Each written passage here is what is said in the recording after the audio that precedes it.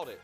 But before we get to America's favorite prognosticator, we start with my. I'm not talking about you. Oh, sorry. We start with my Chiefs.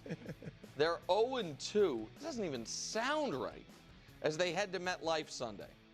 The narrative has gotten so wildly out of control that they are having me ask you this question, Brew. Is there a chance Russ outplays Patrick Mahomes?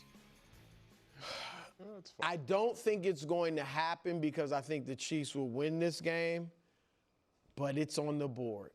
It's on the board, and I don't think the Giants winning is on the board. But could Russ have a huge statistical game and they lose? His numbers are better than Mahomes? Yes. Because one, Malik Neighbors, and we know Russ will throw the deep ball. The one time the Chiefs have been tested this year, because Philly didn't really test them. Obviously, the Chargers did, and Justin Herbert had his way, Quentin Johnston, all of that. So they are facing, Russ is still great at throwing the moon ball. You got a top-tier receiver they're going against. And again, they need a win, too. They are desperate for a win. So, yeah, it's on the board. I'm saying Mahomes outplays him, but it's definitely on the board, Danny. Of course it's on the board. What is happening? Nick, I don't take any joy in it. What's happening? I don't take any. You probably take a little. What is I take a little joy. He's making him squirm. It's funny. But look down at the passer rating. Russ, 13th in the NFL. Russ had one amazing game. Okay. Russ had an amazing game. Nobody can deny it. Well, do you want a bigger sample? If you put a Russ, you got if more you put stats? I'm telling you right now. You want to tell If what shows up on the screen, don't do it yet. If what second. shows up on the screen Yeah. is some Russ versus Mahomes, really, who's been better thing, I'm gonna lose it. Well, get ready. Give me my graphic. Since the start of last year. Oh, go to hell. Those numbers. Get out of here. I'm just saying. Out of here. I'm just saying they're pretty similar. They're not. It's Patrick Mahomes and old Russell Wilson. They're not similar. Hold on. Is the question who's going to win the game? Right. Or It says outduels. No, the question is who's going to outduel. Right, so through the context of who's going to have the better quarterback That's an performance. appropriate graphic. That's an appropriate. Thank you, Brew. Passer rating on Russ's side. Yards per attempt on Russ's side. Points per game, very slightly, but basically tied on Mahomes' side. Obviously, I think Mahomes is the greatest quarterback I've ever seen. And I think, okay, Nick, I'm sorry. Second. No, he thinks he's the greatest. In terms of pure talent, I actually do think he's the best. But, man, the Chiefs can't score. They can't score. It's a problem, Coach. Not being able to score is a problem. Hold on. Am I just real quick before you go? Am I mistaken in that the Chiefs and Giants, I think they have a total point differential this year as far as points scored by each team of 3. I don't know who's ahead, even though the Giants scored 40 in one of their games. The Giants on the year have scored 46 points. Right. Yeah. So this idea that the Giants are an offensive juggernaut. That's not. Well, you all said what the I'm saying. Chiefs can't score. We saw the Giants score in half their games this year. The Giants have scored 6 points. They scored 37. They just had to get 40 rolling. or whatever it was. They just had to get rolling. They had to get rolling, right? Yeah, No, did they lose first game 40 of the to 37? season, You're right. Working out the kinks. But it's been 3 years now of the receivers. They drop passes all the time. This guy's hurt. Hollywood Brown's out. Rasheed Rice is out. This guy's out. So as soon as they get this guy back, it'll be good. As soon as they get that guy back, it'll be good. And it's just over and over again. But know who the Giants have? They've got Malik Neighbors. Yeah, He's a certified star. Russ is currently #1 in passing yards. and granted, the Giants' defense has not been very good. I think they're 29th, but the Chiefs are still 15th in pass defense. Not that huge a difference. So is it on the board? Oh, it's on the board. Coach, you said it's been how many years? It is on like at least 3 years. You said 3 years. Okay, so we're talking about this year, last year, and the year before. They're doing, wasn't it? One of those. No, that's what I'm saying. You're talking about this year, last year, the year before. This year, right. There's receiver problems. Right. Last year, there's receiver problems. The year before, everybody's dropping. Right. It's everybody's fault. Well, no. I'm just asking because if we're going to do Danny's bringing up last year, you're bringing up the last 2 years. 2+ years. Well, yeah, 2 years plus these 2 games. So 2 years ago, it, of course, ended with them playing the Super Bowl and them saying who was the best player in that game, and it was Patrick Mahomes. And last year in the Super Bowl, he was there. So despite all of the things you're talking about, they were like, man, there are these problems. They overcame them, right? Yeah, the question, though, isn't are they going to win the game? It's who's going to outduel who. Okay. Yes. So, right. Unless I misread the... No, that is the question. I don't think there are a lot of paths to a Chiefs victory if Russell Wilson outplays Patrick. Really?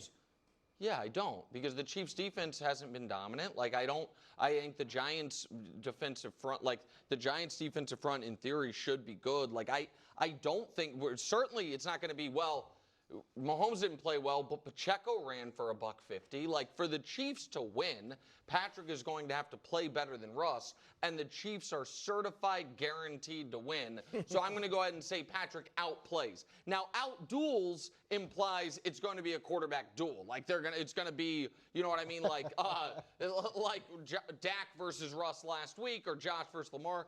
I'm not saying that. What I am saying is that Russell Wilson, despite his evident greatness last season, has the last 6 games he has started, his team not only has lost, but prior to that 37-point explosion, they scored 13, 17, 10, 17, 6. About once every 6 weeks, old Russ has a throwback the clock game. Last year, he beat Joe Burrow 42-38 in a game he was awesome in.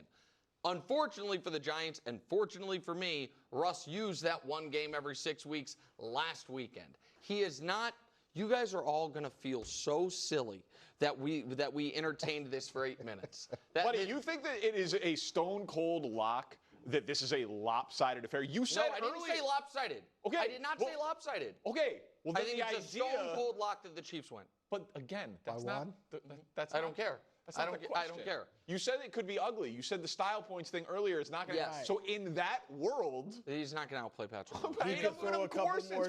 Give me a break. Because Patrick could throw 1 touchdown and run for it. But that counts. Running for touchdowns counts. Time now. He could throw a couple. Time now. Where are we? Oh, those lights mean it's time for upset alert. That's right. This segment's so hot. Wilds is mixing it with his NyQuil to get over his alleged cold. Let's take a quick look at the standings to see where we are through week 3. Brew, come on. You got to get on the scoreboard. This is the week I get right. KW. Right? That's what I'm saying. Got 1 point in week 1. Last week, Brew at Chicago beating Detroit. They lost by 1,000. But Wilds had Cleveland beating Baltimore. They lost by 2,000. No, they lost by less than your team. Felt like Greg had Atlanta beating Minnesota. They won easily. Coach and Greg defending their season title from last year nicely. Coach, you are first up in upset alert.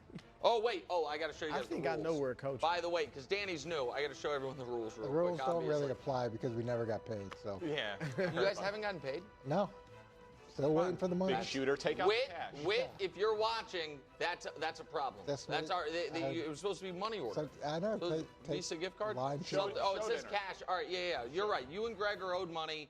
Danny is going to pick today on behalf of Wilds through a fog of humidifiers tapped in his pick. Coach, go ahead with your pick. All right, I'm going big game hunting. The Cleveland Browns will win this weekend. Wow.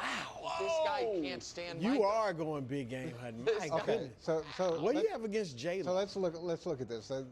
Green Bay's already talking about how they're going to go undefeated. So you've got that problem.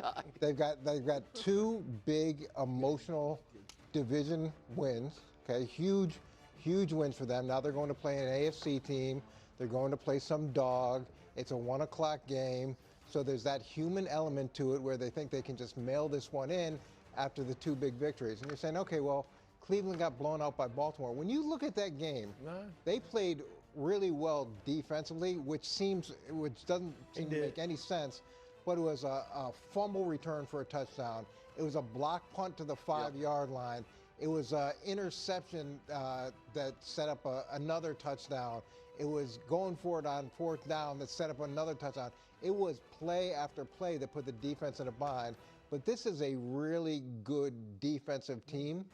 And they've got a guy that might rival Micah. I don't know if you guys have heard of him, but he's pretty good too. How's he against the run, Coach? I don't know. I'll be honest. I can't judge Myles Garrett unless I can see his run-stop win rate. Myles is a little bit more effective against the run than Mike is. So I think this is one of those prime games where Green Bay is riding so high, and you go into a situation like you're playing a team similar to Cleveland, and the human emotion side of it is we can exhale and we can kind of mail this in, where Cleveland's defense can create a ton of problems, and they're underrated at this point because of how lopsided that score looked last week. Coach, with you being so excited for this game, and what a great bar, undefeated. Jay, no, you didn't. Thank you. If you'll be back in Cleveland in time, I'll use that cash prize you owed to buy you great tickets for this game if you'd like to go watch it. I'm good. I'll probably watch it. Okay, watch it from home. Okay, all right. So, Coach, that would be an 11.5-pointer. I know, that's right. That puts you guys at 18 points of the year. Big one.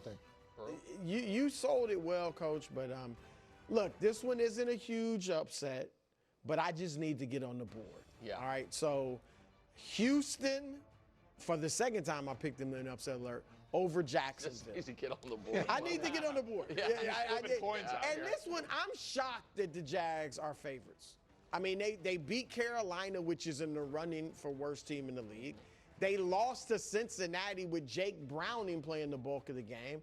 And then Houston has lost to two, we think, Super Bowl contenders by a total of, what, 6 points? So they are.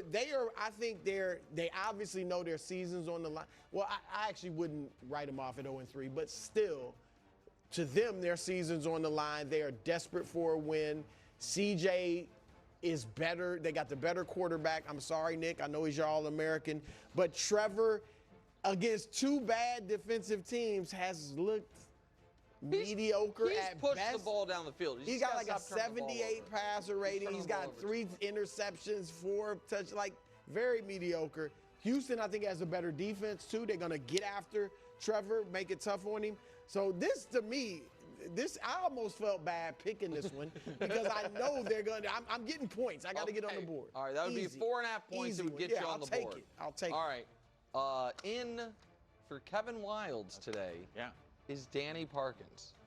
Wildes is out, so there is a new Punxsutawney Phil of football. Okay. That's right. I spoke to Wildes. Yeah. You may be asking, do they call him the Punxsutawney Phil of football because he's covered in fur and lives in a log? No, it's just a coincidence, Coach. It's because he sees the future. He at least used to. Well, here's the thing about his premonition this week.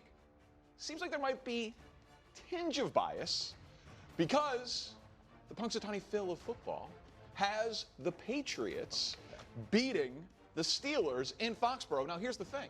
Wildes is scheduled to be in attendance, but now he's on the injury report with an illness, so we're not sure. But I know what you're thinking. There is no way that Drake May could beat Aaron Rodgers. Oh, can he? Oh, wow. That's right. Full game since the start of last season. Drake May and Aaron Rodgers. Storyline going into this game, Drake May looks up to Aaron Rodgers, idolizes him. Wildes told me that. I don't know. Guy on the right seems fairly comparable to the guy on the left. And here's the beauty of this.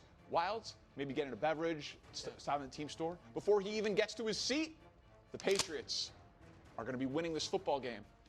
Most first quarter points through the first 2 weeks of the season. Thank you, Josh. Patriots have more first quarter points than the Bills, Packers, and Chargers, the most of any team in the NFL.